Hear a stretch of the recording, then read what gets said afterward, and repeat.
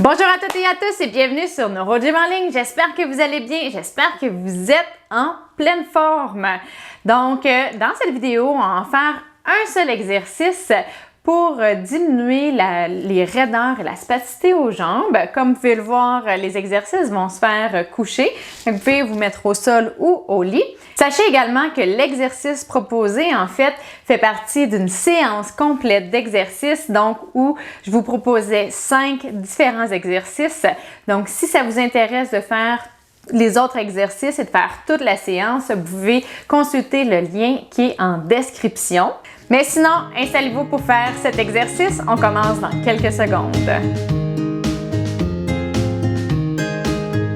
Excellent! J'espère que vous êtes bien installés. Donc, comme toujours, avant de débuter, je dois dire que les exercices que je donne sont généraux, qui sont peut-être pas adaptés à votre condition. Peut-être que vous ne pourrez pas les faire. Mais peut-être que ça va être impossible pour certains. Vous pouvez essayer de les modifier. En fait, d'utiliser le même principe, mais de le faire d'une façon différente. Si jamais vous avez de la douleur en faisant les exercices, encore une fois, essayez de les modifier. S'il n'y a rien qui fonctionne, ne faites pas les exercices. Faites-en un autre. Maintenant, ce qu'on va faire, on va se mettre sur le ventre. Et on va aller faire le McKenzie. On va aller étirer, en fait, le bas de dos. Puis on va aller étirer ici les fléchisseurs de hanche. Les fléchisseurs de hanche, ce n'est pas nécessairement des muscles qui sont très spastiques, mais c'est des muscles qui sont souvent raides. Si vous êtes à mobilité réduite, si vous êtes en fauteuil, une partie de la journée ou à l'extérieur, ou juste souvent assis, ou même chez beaucoup de gens, je vous dirais, pas besoin d'avoir nécessairement une déficience motrice pour avoir ces muscles-là tendus, parce que moi, j'en ai, inquiétez-vous pas, j'ai beaucoup de tension à ce niveau-là, surtout d'un côté. Donc, c'est vraiment un muscle qui est souvent tendu. Donc, ça fait du bien d'aller le travailler. Puis en plus, ça travaille le bas de dos. Donc, on l'a déjà fait, je vous l'ai fait faire cet exercice-là dans d'autres exercices pour le bas de dos. Ce qu'on va faire, c'est qu'on va aller se pousser comme ça. Puis ce qu'on veut, c'est que ça ouvre ici devant. Donc, on veut garder les fesses au sol. Tu sais, il faut pas que ça lève comme ça. On veut aller chercher une extension au niveau de la hanche un petit peu. Et on y va pour 30 secondes et on se pousse le plus qu'on peut. On respire bien. C'est sûr que c'est un muscle qui est un petit peu difficile à isoler. Là, moi, je le sens que ça tire beaucoup dans mon dos également. Puis, il y a d'autres façons de l'étirer, mais je trouve que cet exercice-là, j'avais envie de vous le donner parce qu'il est assez complet. Ça met de la charge aussi au niveau du bassin. Ça travaille les bras. Si vous avez de la spasticité sur les bras, ça peut vous aider là, si vous mettez si vous êtes capable de vous mettre les mains à plat, puis ou même un peu fermé, là, ça peut aider à votre spasticité au niveau des épaules, du bras, là, du membre supérieur en fait. Donc voilà, je trouvais que c'était une bonne façon de le faire, un petit peu plus facile que les autres options. Les fléchisseurs de hanche, c'est assez creux au niveau de l'avant de la hanche. C'est parfois difficile à aller étirer, traiter. Donc, il faut y aller souvent de façon manuelle. Donc, on y va. Moi, comme je vous ai dit, j'ai un problème au niveau... J'ai mon côté gauche qui est souvent très tendu, puis même les autres exercices que je pourrais faire par moi-même, les autres étirements, sont souvent pas assez efficaces, je dirais. Donc, ça étire un peu, mais ça va pas chercher en profondeur.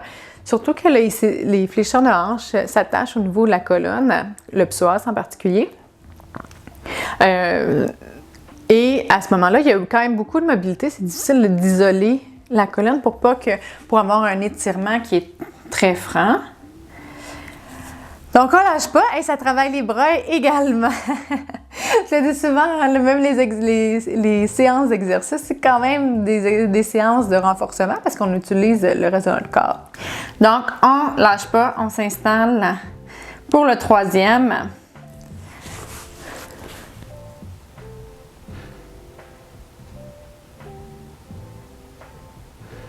Donc, on prend des bonnes respirations.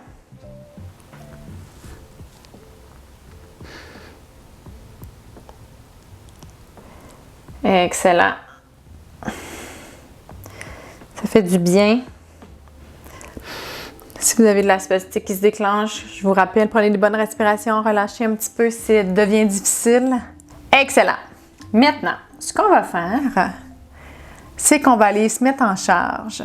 Donc, on va aller faire de la flexion et on va aller s'asseoir sur nos jambes. Donc, vous allez essayer de sortir les fesses comme ça. Je vais m'avancer là, en fait, comme ça. Et là, vous vous poussez et vous mettez en petit bonhomme comme ça. Et c'est tout. On y va pour 30 secondes. Ah, ça tire dans le dos. Moi, je trouve que ça me fait du bien aussi, là. Vous pouvez vous mettre comme ça également. Si vous êtes capable, vous pourriez vous mettre comme ça. Ça va faire un petit peu plus de mise en charge. Ça fait de la mise en charge au niveau des pieds également, mais vous pourriez être juste comme ça. Là, vous pourriez rester comme ça longtemps. Ce qu'on va faire, on va quand même faire des 30 secondes parce qu'on va travailler le mouvement. Donc, le fait de sortir et de revenir et de faire, là, on va marcher avec vos mains comme ça. Si ça a été très difficile de prendre la position, laissez faire. On va juste se placer comme ça, on va prendre quelques bonnes respirations, puis on va se replacer parce qu'on travaille la mobilité. Donc, si jamais la spasticité veut se déclencher puis de la briser, c'est aussi de dire non, je veux pas qu'il y ait de spasticité, de travailler le mouvement comme ça volontaire. Bien, ça sera pas nécessairement volontaire, là, mais de travailler le mouvement, c'est une bonne chose. Donc, essayez, si vous voyez qu'il y a de la spasticité qui se déclenche, essayez de la casser, essayez de l'arrêter volontairement. Donc, on y va. Fait que si vous voyez, oups, ça commence à vouloir se déclencher, essayez d'y aller puis d'envoyer la commande motrice de relâcher les muscles. Puis on se place. Là, vous pouvez mettre les mains au sol, comme ça. Et là, même vous déplacer d'un côté et de l'autre, faire la mise en charge un petit peu plus d'un côté ou de l'autre sur les bras, les épaules également, pour diminuer la spasticité à ce niveau-là. OK, on va rester un petit peu comme ça. On lâche pas.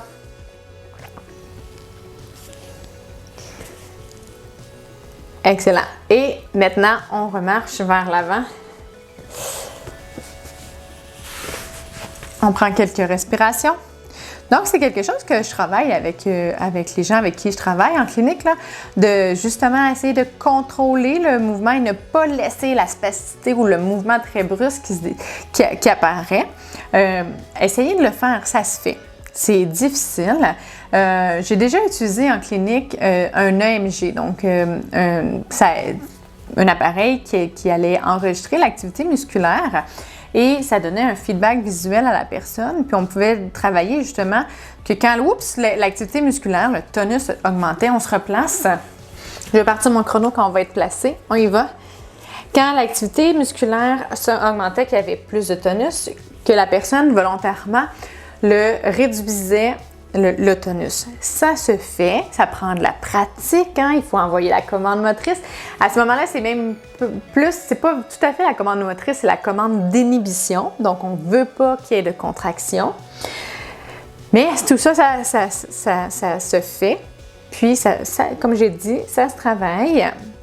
Ça peut être difficile au début, surtout s'il y a beaucoup de spasticité, puis un petit peu moins d'influx sensoriel. Mais persévérer, essayer d'envoyer l'information, de dire « Oh non, stop, je veux pas qu'il y ait de contraction. » Excellent! J'espère que vous avez aimé l'exercice. J'espère que ça vous a fait du bien, que vos jambes sont moins raides et moins spastiques. Sachez que la spasticité et les raideurs musculaires, c'est quelque chose qui revient souvent et en fait qui est, pour la spasticité, entre autres, qui est souvent constante et qui va varier selon plusieurs facteurs. Mais si vous étirez régulièrement, ce qui va arriver, c'est que les fibres vont être plus souples. Aussi, les récepteurs qui réagissent puis qui font l'augmentation du tonus vont également être moins réactifs. Il y a plusieurs mécanismes, ça va agir à plusieurs aspects qui va faire qu'à la longue, il va y avoir moins de tonus, puis moins de spasticité, moins de raideur musculaire. Par contre, ça prend du temps et les changements sont souvent lents, mais persévérer, ça vaut la peine. de garder une bonne souplesse et de bien étirer. De toute façon, on devrait tous le faire, de bien s'étirer les muscles de notre corps. Ça fait partie des qualités d'un muscle sain, d'être flexible. Donc voilà, continuez. Et si jamais vous voulez faire d'autres exercices pour les jambes raides, comme je l'ai dit en introduction, je vous invite à faire la séance complète. Donc, vous allez avoir 4 autres exercices qui vont aider à diminuer les raideurs et la spasticité de vos jambes. Et si vous voulez écouter cette vidéo, le lien est en description. Sinon, si vous avez aimé cette vidéo et que vous aimez ce format, peut-être d'un seul exercice, je vous invite à faire un pouce sur la vidéo ou à faire j'aime. Je vous invite également à nous suivre sur nos différentes plateformes. Donc, vous pouvez nous suivre sur Facebook, Instagram et YouTube. Et si le cœur vous en dit, je vous invite à partager en grand nombre aux personnes que ça pourrait intéresser et aider. De cette façon, ça nous aide et ça peut aider les autres personnes également. Sur ce, je vous dis merci d'être avec nous, merci de faire les exercices avec moi. Je vous souhaite une excellente journée et on se revoit peut-être dans une longue séance. Au revoir!